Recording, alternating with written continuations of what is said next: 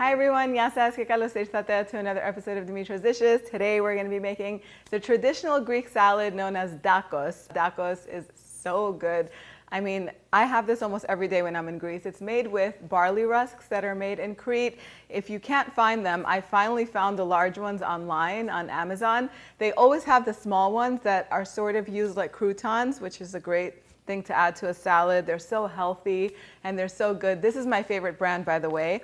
I'll let you take a look at it. So if you want to get it on Amazon or at your local specialty food store, you can. I'll also put the link down below so that way you can get it. This salad is so good and so simple to make. You're going to need the freshest ingredients that you could find, especially tomatoes, because that is almost the main ingredient along with the barley rusk. Let's get started. These rusks are really dry. They were created so that way it would be a way to preserve bread, and that way you can use it without having to throw it out or anything like that. So they made them really dry and crispy, impossible to eat. You don't want to eat it unless you soak it. So I do like to dip these in a little bit of water, both sides. I don't want to soak them too much because I want them to soak in the tomato puree that we're going to put on top in a little bit, because it's going to add a lot of flavor. So just toss them in the water 1 or 2 times just so that way they can begin to soften, and then put the rusk on a plate. Next, I'm going to grate a tomato. You want to get the freshest tomatoes that you can find. And if you've been to Greece and had the Greek tomatoes, they're probably the best tomatoes in the world. I've never had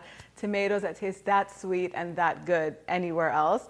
But get the freshest tomatoes that you could get and grate one. I like to use a box grater to do this. It's just the way that we do things in Greece, so I just did it over here. If you have another way, be my guest. Go ahead and grate that and put the tomato puree on top of the rusk. And then I also like to finely chop another tomato so you could have different layers of texture. Go ahead and dice that tomato up and season it with a little bit of salt, and you could put that over the rusk as well. Then I have a red onion here, but you can definitely use a shallot instead. You're just going to need a little bit of it, and just finely chop that to sprinkle and just add a little bit of flavor onto the salad. Put as much as you want in there. I also like to put some capers on top. It's not traditional, but they started doing that in Greece. Everywhere I go, I just see capers in the salad, and it just adds flavor, a little pop of flavor, and they're so good. I also have some Kalamata olives that I'm just going to cut in half and put a few on top of my salad, and then some dried oregano. Then, this is not traditional. Again, some people put vinegar in their dakos and some people don't. I'm using our white balsamic vinegar that is available in our shop. If you want to get some, you can head over there. We ship in the United States, so you can go on over there and get some. I'm just going to drizzle some on top, and then lots and lots of really good quality Greek olive oil, which is also in our shop. And then finally, I'm going to just crumble some feta cheese on top. Now, feta cheese is not traditionally used in Crete. We use a soft cheese known as Dimitra. It's hard to find here. The closest you can get to it is a salty ricotta cheese, which I can't find either. If you want to kind of replicate that texture, you can combine ricotta cheese with feta, crumble it together, and then sprinkle it on top. It'll be as close as you can get to the Cretan Dimitra. But that's it. Now it's just ready to be served. It's that simple. The longer it sits with the tomatoes on top, the softer the rusk is going to get. You're going to notice that the edges are much softer than the center. It just takes a little bit of time. Let it sit in there in the olive oil and the tomato and all of the juices, and it's just going to absorb all those flavors, and it's going to be so delicious. If you cannot find barley rusks, or for some reason you don't like them, you can toast up some bagels, some sourdough bread. You can use whatever bread or rusk that you like for this recipe. The barley rusk is just a traditional thing that we use. Time to give it a taste. So good. Such a healthy, filling salad. Today I have another delicious chicken sheet pan dinner that's going to be on the table in an hour. It's so good. You're going to have chicken, veggies, halloumi cheese, some feta cheese on there. You can't go wrong with it. There's tons of flavor in this and so easy to put together. Let's get started. Okay, so we're going to begin by seasoning and marinating the chicken. I have 3.5 pounds of boneless, skinless chicken thighs. You can use chicken thighs with the skin on and the bone in if you prefer that, or if you just have that on hand. And drumsticks will work too. Breast will not work in this recipe because it's just going to dry out. The cooking time is too long for chicken breast. You want a meat that's a little bit more tender. So I'm going to season this with salt and freshly cracked black pepper, a 1/4 teaspoon of ground cinnamon. If you love cinnamon, you could add a little bit more. Crushed red pepper flakes if you like a little bit of heat, a heaping teaspoon of dried oregano, and 1 teaspoon of ground coriander. Flip the chicken over, and on the other side, I'll just do salt and pepper and a little bit of oregano. I'm gonna skip the other spices because there's enough flavoring in there. And then we're going to add the dressing. So I'll mix the dressing together in a separate bowl. Half a cup of balsamic glaze. So balsamic glaze is a little bit thicker and sweeter. If you don't have balsamic glaze, you can use balsamic vinegar and just add 1 to 2 tablespoons of honey to the mixture.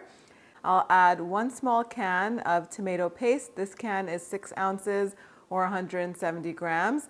A little bit of olive oil and 4 garlic cloves. This is way more because I love garlic and I grate my garlic in big batches. 4 garlic cloves that are grated will add enough flavor, but you could add all the way up to 7 or 8. Mix this all together and then pour it over the chicken. Toss the chicken so that way it's coated on all sides, and then just set it aside while we cut up the veggies. So I have potatoes that are peeled. These are just golden potatoes. Russet potatoes will work too. And I'll just chop them up into slices. I feel like the thinner they are, the better they're going to cook. Potatoes do take a little bit of extra time. And even though I'm not doing it in this step right here, you can roast the potatoes for 15 minutes and then add the rest of the veggies in here. That's an extra step if you like a little bit more tender potatoes. I'm just gonna throw everything all together today. And then I'll add 2 bell peppers. Any color bell pepper will do. Just dice them up into bigger chunks. I have an onion here too. I'll just cut this into wedges. 2 carrots. I didn't even peel them. You can peel them if you want. Just cut them up into chunks around the same size as the bell peppers. Then I have a zucchini here. I'll just cut that into rounds. And some halloumi cheese. This is 225 grams of halloumi cheese. It softens up a little bit in the oven, but it does hold its shape and its texture. Just cut it up into bigger cubes. And then we'll season this with a little bit of olive oil, some salt, freshly cracked black pepper, and some dried oregano. Toss everything all together and then just put the chicken on top with all of that marinade. I also like to pour a cup of water into this. It's going to help the veggies cook. The veggies and the chicken are going to release some of their juices, so that there will be more juice in the pan. If you want to use a different pan that has a little bit more depth to it, that's fine, but this will hold everything just right. This is going to go in the oven at 400 degrees Fahrenheit for about an hour. You can halfway through flip the chicken over. I didn't do that until the very end, and some of the chicken looks like it got a little bit too charred for my liking, but it'll still be fine. It's not burned. Flip the chicken over if you waited till the last minute like I did, and just return it to the oven for about 5 minutes, so that way the other side can get a little bit of color on it. And then once it comes out of the oven, you can crumble some feta cheese on top and serve this with some lemon wedges, and it's ready to serve. And just like that, your chicken sheet pan dinner will be ready. The house is going to smell incredible. You can serve this as is or with some rice pilaf. I'll put the link on the blog post with the serving suggestions. Or you can serve this just like this with a green salad, even though you don't need salad with this because there are so many veggies in here. But of course, you could do a nice green marullo salata, which is a green lettuce salad. So good and refreshing. It smells amazing. The chicken needs to be tasted right now.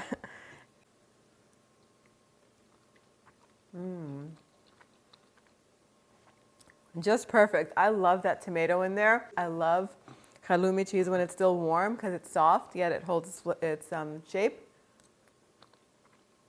So good. Today we're making a zucchini omelet that's very popular in Crete, which is the part of Greece that my family is from. It's made with basic and simple ingredients, comes together in like 15-20 minutes, so you could serve it for breakfast, lunch, dinner, whatever. It's so delicious, so refreshing, and again, very easy to make. Let's get started. So we're gonna begin by prepping all of our ingredients. I have 4 scallions and they've been washed really well.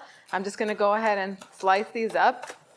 If you don't have scallions, you can use a leek or even a small onion. You can just go ahead and finely chop it. And we're gonna use the whole thing. We're gonna go all the way down to the bottom, the white parts. This recipe moves quickly, so you just wanna make sure that you have everything ready to go. I also have some fresh parsley. This has also been washed. I'm just gonna finely chop that. You can use mint or basil instead. And then I have 2 zucchinis. They look kind of sad. They've been in my fridge for probably a week. I've been waiting to do this recipe. And one thing or another kept popping up, so I didn't get to it in time, but they're still good enough for an omelet, so we don't waste anything. We're just gonna cut them into rounds, or you can cut them into half moons. That's ready to go. And then I have 2 tomatoes. They're nice and soft. I'm just gonna roughly chop those or dice them. If you don't have these kind of tomatoes, the bigger tomatoes, you can use cherry tomatoes or grape tomatoes. And that's it. All the ingredients pretty much are ready. We're also going to be adding some feta and eggs. Now we're going to move on to the frying pan. So I have a large frying pan that's heating over medium high heat. I'm going to add the scallions to it with a little bit of olive oil, about 3 to 4 tablespoons or more. You need a 10 to 11 inch round skillet, frying pan, whatever. And you just want to cook the scallions just for a few minutes until they're nice and soft. Not that long, because we're also going to go in and add the zucchini, so you don't want everything to be overcooked. They're smelling really good. They haven't even been in there for a minute, but I'm going to go in and add the zucchini, and I'm just going to cook it until it's fork tender. I'm going to season with a little bit of salt and some black pepper. So it should take about 3-4 minutes. So the zucchini is looking good. It depends on the material of your frying pan if they're going to get any color on them, and traditionally they are made with some color on them. This frying pan for some reason doesn't get hot enough, but anyway, it's still going to be delicious. Now I'm going to add the tomatoes in. See how fast this goes? And you don't want the tomatoes to completely break down. We're just going to warm them through. We don't want them to turn into sauce. So while the tomatoes are in there, we're also going to season them like we do all the time, every step of the way. A little bit of salt. While the tomatoes are cooking down a little bit and softening up, we're just going to get the eggs ready. So we're going to need 6 eggs for this omelet. And I don't do that egg white thing. It's the whole egg or nothing for me. If you guys want to do it with just egg white, you do you, but I feel like you just don't get all the flavor, and then it kind of sticks.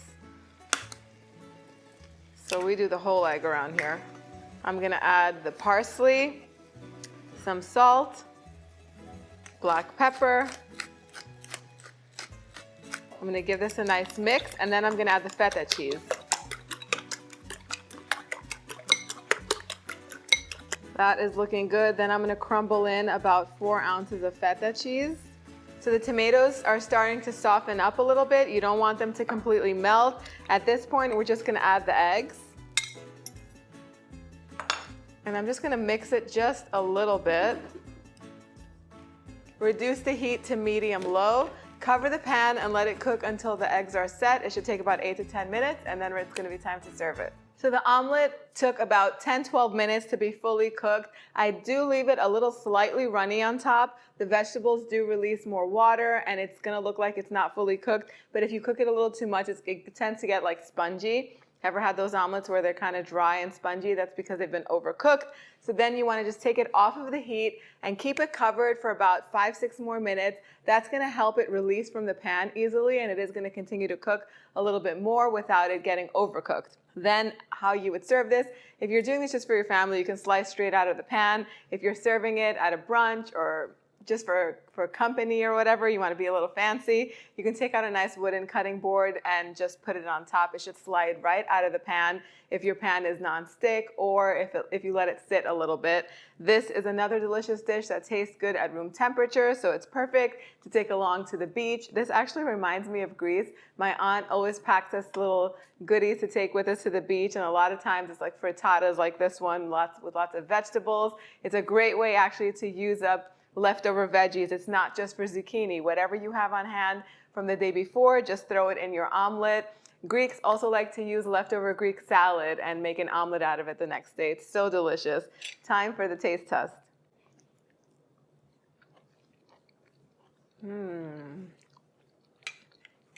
I can eat this any time of the day. So much flavor, so refreshing. The veggies are perfectly cooked. They're not mushy or anything like that. The egg tastes so good. You get your protein, your veggies, and everything in one meal, and it's all ready in no time. I guess 20-25 minutes is all you need. I'm going to teach you how to make a delicious and easy side, goes well with everything. A roasted red pepper and feta salad. We're also going to add some pine nuts to it, but you can dress this up any which way you want. You could even use already roasted peppers from the jar and then it'll come together in minutes. But this doesn't take too long anyway. It comes together in under 30 minutes. So easy, so delicious. Let's get started. So I'm going to teach you how to roast the peppers fresh from the beginning. But like I said, if you want to take the shortcut, if you're like me and you always have some red peppers in the jar in your pantry ready to use, just take those out and drain them and use those instead of these. But I have 4 big bell peppers. It's preferable to use red, but you can use any color you want. I have 2 red and 2 yellow here. And I'm just gonna cut them in half and take all of the seeds out, put them on a baking tray, and then I'm just gonna drizzle a little bit of olive oil on top. And these are gonna go under the broiler as close to the heating element as possible for about 10 minutes, 10 to 12 minutes. Rotate the tray halfway through. You want them to get nice and charred. That is going to add smokiness and flavor. As soon as they're tender and slightly charred, take them out of the oven and then carefully put them, don't get burned, carefully put them in a big bowl and cover the bowl with plastic wrap. That steam is going to make the skin peel off very easily. So let them just come to room temperature but still stay slightly warm. The warmer they are, the easier they are to peel. And then just carefully peel that skin off and discard the skin, throw it away. There's no use for it.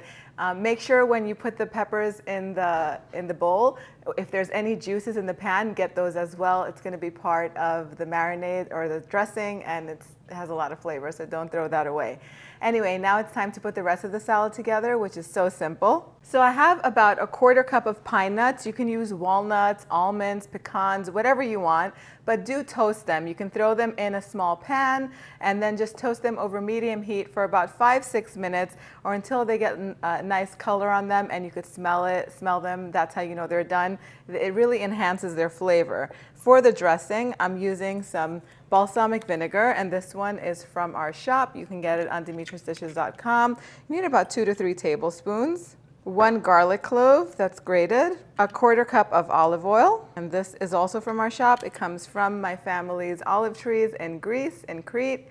And this balsamic vinegar is really nice because it also has some sweetness to it. It has petimezi, which is a Greek molasses, and it's really nice. But you can use a regular balsamic vinegar, that will work too. We're also going to need a little bit of dried oregano. And that's it. Whisk the dressing up all together. It's just that easy. So now it's time to put everything together. So I have some feta cheese here. I always buy it in block form and try to get sheep's milk feta. It is the best one. Just go ahead and crumble it. Actually, you should not do this step first because when you toss it, it's going to kind of make a mess. Crumble the feta once you plate it. Put the dressing on top first. Toss everything all together.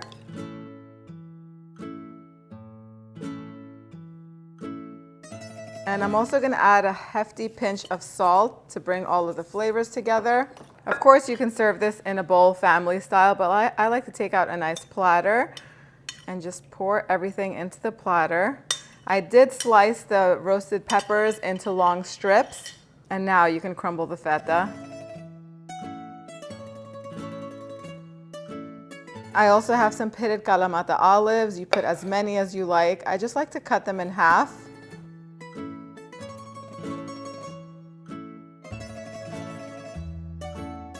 Ten to 12 should be enough. And just sprinkle them on top. A small bunch of parsley, but you can use basil, mint, or a combination of herbs.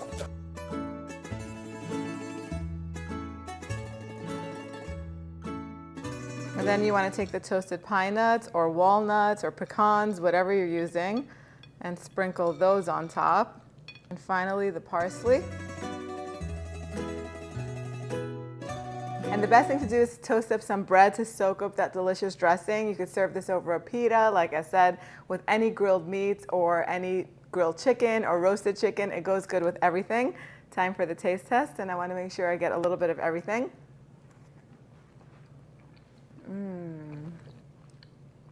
Perfection.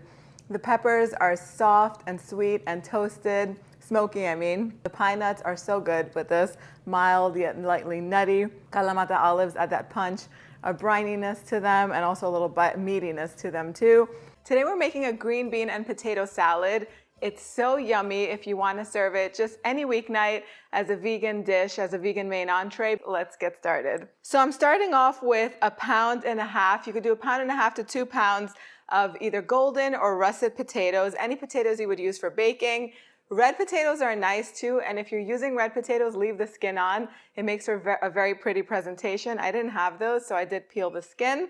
I'm putting them in a pot that's filled with cold water. You want to make sure that you start with cold water, otherwise the potatoes are not going to cook properly. You also want to add a little bit of salt to the water, about 1.5 teaspoons or 2, and we're going to bring the potatoes to a boil. Then we're going to reduce the heat to like a medium and let them cook until they're nice and fork tender. So that's going to take about 15 minutes or so, depending on the potatoes. Okay, so while the potatoes are cooking, we're going to move on and we're going to make the dressing for this, which is one of my favorite dressings. It starts off with a clove of garlic, and I'm just going to grate it. Now, I'm making a double batch of dressing, but I'm still keeping 1 clove of garlic in here. You can do 2 cloves if you want. It's just that the garlic does tend to get a little bit sharp and have a bite to it. And I don't like too much garlic in my salad dressing. Then I'm going to add about a heaping tablespoon of mustard, since I'm doing a double batch. I like lots of dressing in this salad. And then I have some freshly squeezed lemon juice. I'm going to do 1/4 cup of lemon juice. Oops. And 1/4 cup of red wine vinegar. The red wine vinegar is what just makes this dressing so good. I'm going to just put a little bit more in there.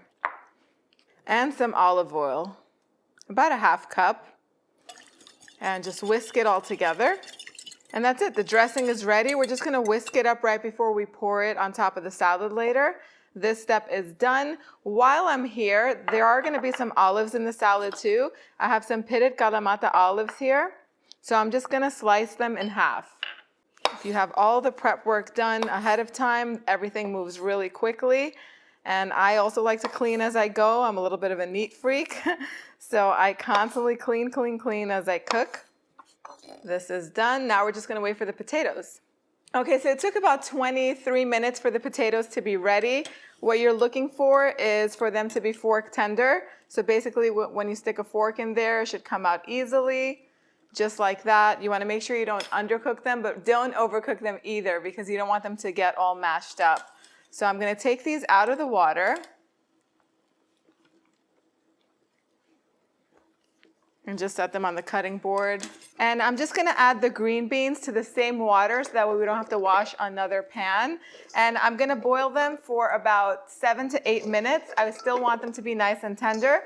Then once they're done cooking, I'm going to put them in a bowl of ice water so that way it shocks them, stops the cooking process, and keeps them nice and vibrant and green.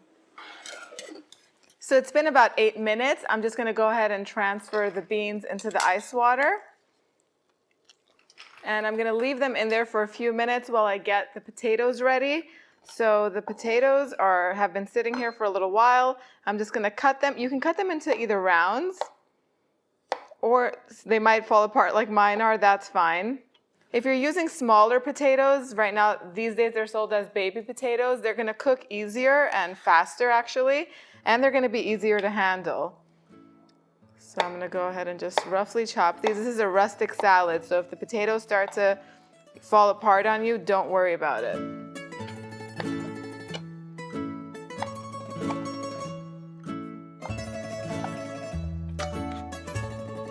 I'm going to go ahead and put the Kalamata olives in here. So I'm just going to put some paper towels on the board so that way I can just pat the green beans dry to get rid of all of the excess water that's on them.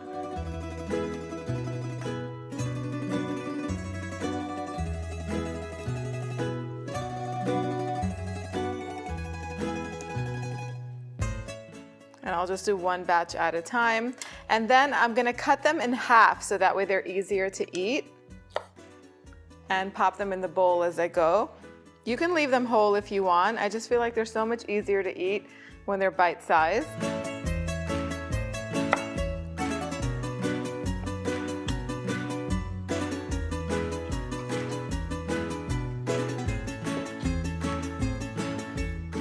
Now you can control the ratio of string beans to potatoes and put more potatoes and less string beans, or vice versa, however you prefer it. So this is the way that I like it. I do like a healthy amount of green beans in there. I'm going to season with a little bit of salt.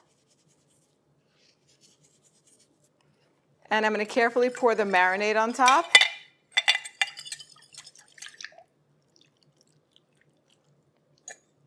And then I like to add dried dill to this. If you have fresh dill, that would be even better. I always have dry dill on hand, and it's still cold here, so I don't have any dill in the backyard.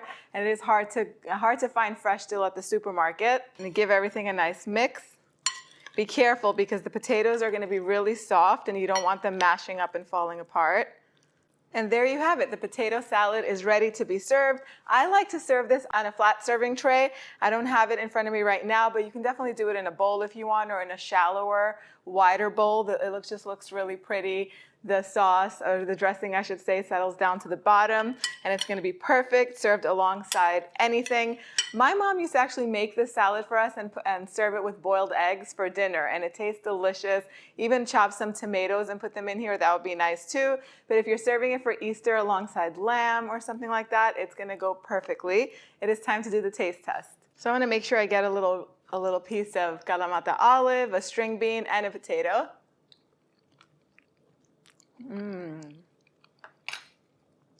So much flavor.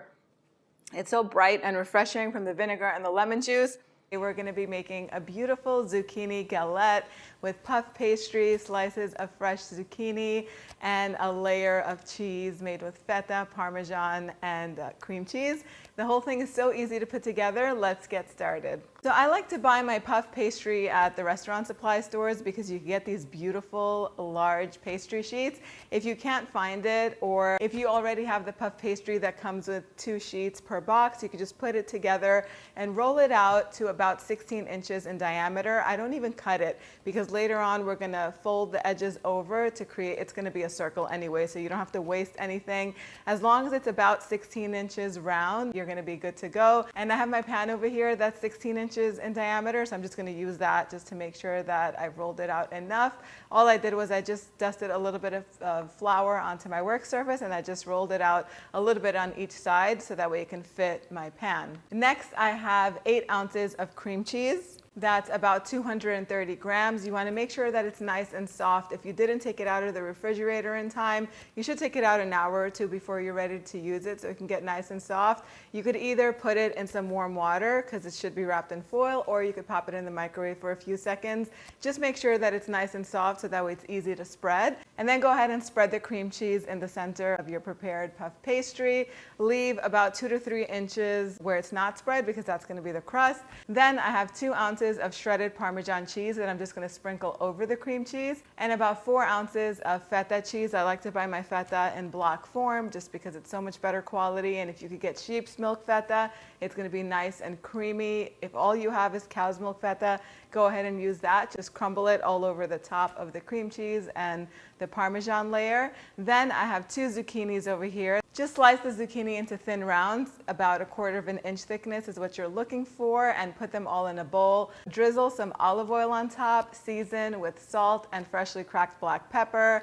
About a teaspoon of dried oregano is what I like to use, but you can use some mint in here, some thyme, whatever your favorite herbs are, go ahead and put them in here. Dill is really nice with zucchini as well. Use whatever you love. And then I grated a garlic clove. I'm just going to put that in here as well. I'm just going to toss everything together using my hands just so that way everything is incorporated and the zucchini is coated in those delicious flavors.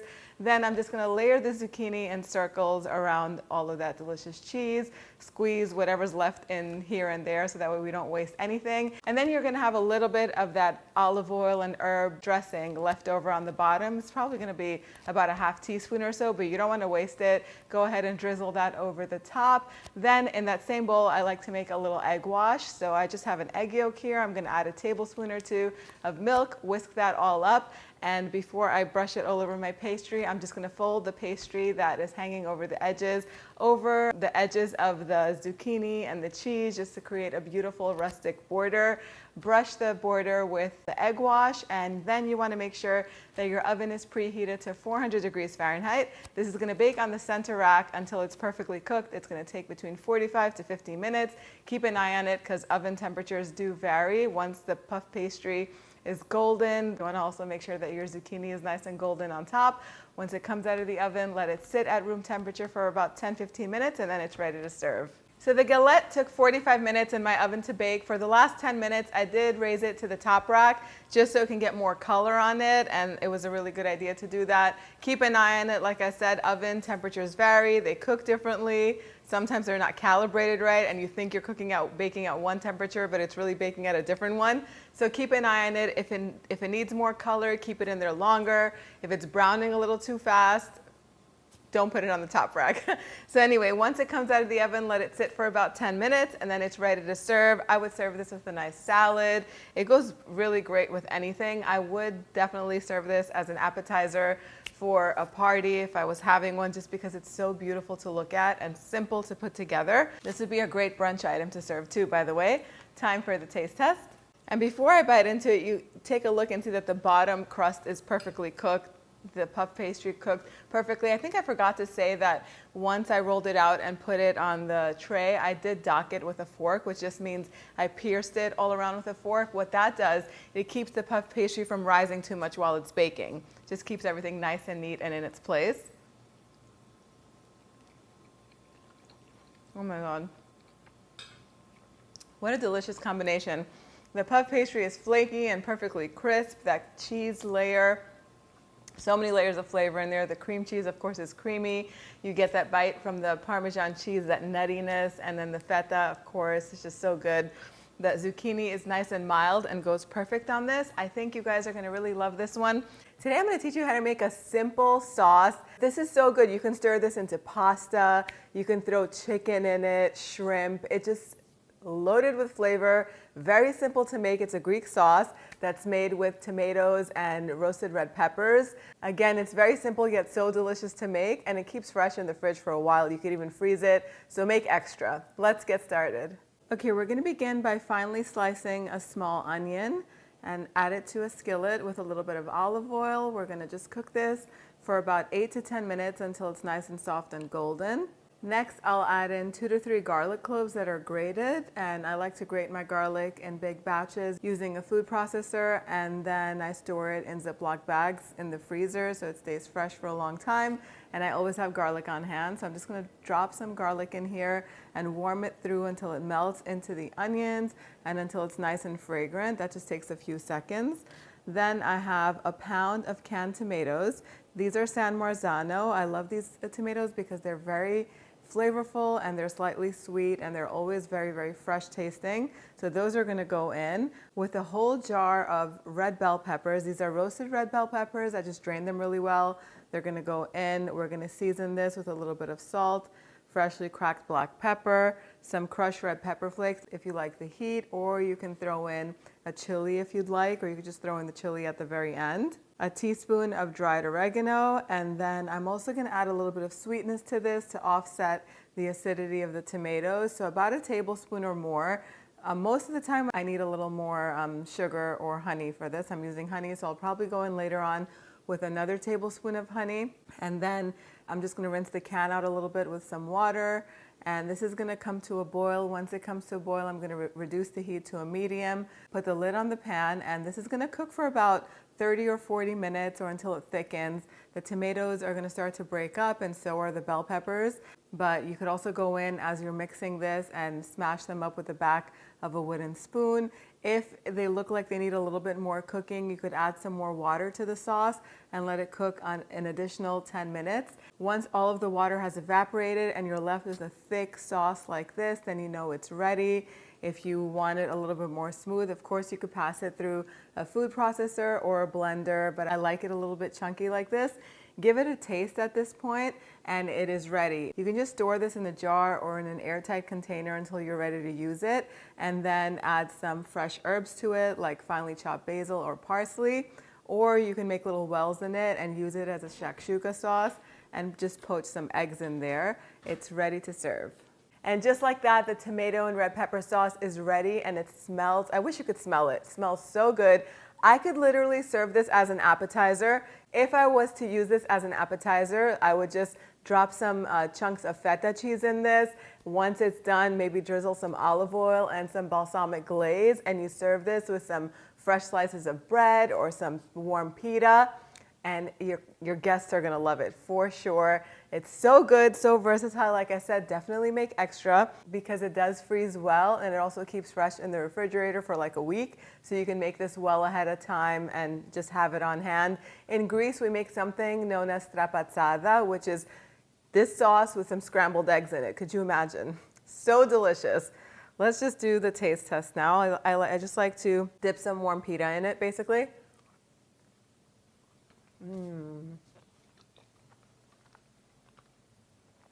So much flavor. I love the little kick of heat that the red pepper flakes add to it. It is a little sweet from the roasted red peppers, and also we added some honey to it. I did go in and add more honey additional to that 1 tablespoon that was in there. I think I did another tablespoon just because it was a little bit kind of like tangy and acidic from the tomatoes. But if you like that, by all means, leave it in there and just leave the honey out.